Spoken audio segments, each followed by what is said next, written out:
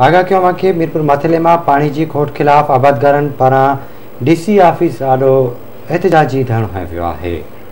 हमारे अपडेट कनालू निरली बमली लुंडी बंद माइनर समेत घोटकी जिले के मुख्तलिफ शाखों में पानी की खोट बरकरार है। जल्द आबपाशी इंजीनियर खुर्शीद खोखर के हटाए पानी फ्राहम किया वने ये चवण आबादगारन जो। अवांखे अपडेट कनालू ब्रेकिंग न्यूज़ है। मीरपुर मथिलो में पानी की खोट खिलाफ आबादगारन जो डीसी ऑफिस आडो एहतजाजी धरणो हयो वियो है।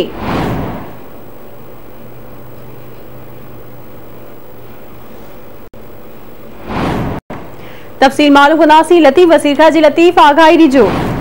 जी बिल्कुल, घोटकी जिले में एक दफो बीयर पानी की खोट पैदा की हुई है। आबादगार जो अर्ली माइनर समेत मुख्तलिफ शाखन के आबादगारन पारा डीसी ऑफिस के मेन गेट पारिया धरणो एहतजाजी बाद धरणो 3 कलाक मुसलसल थी धरणो लगल है। डीसी ऑफिस अंदर जेके मुख्तलिफ ब्रांचन में कमन करण मानू 2 कलाकन का होते जेके फाथल है उनके बाहर कोन पे छड़ियो वने जेके बाहर मानू अंदर कम से वजन कोन अंदर कोन पे छड़ियो वने। हालांकि आबादगारन ने मुतालबो किया है कि खास तौर से घोटकी जिले जो शाखो है पूछे पानी कोन पे मिले वाहन जो पानी सुकाया वियो है। पर यो भी इंकशाफ है कि जेके पासर मानू जो जमीनों हैं उन शाखों के सिर्फ पानी न पे उन तक करोड़ रुपए जो नुकसान जो खर्चो है ए उन तक गडो गड उन 3 कलाकन की मुसलसल डीसी ऑफिस तक एहतजाज हलंदड़ है धरणो उते लगल है। पर बे पासे उन यो भी मुतालबो है कि आबपाशी खाते जेके करप्ट ऑफिसर हैं जो मीरपुर मथिलो डिवीजन से बैठ उन के हटाए करे जो पानी न वने उन तक गडो गड यो भी आबादगारन मुतालबो किया है।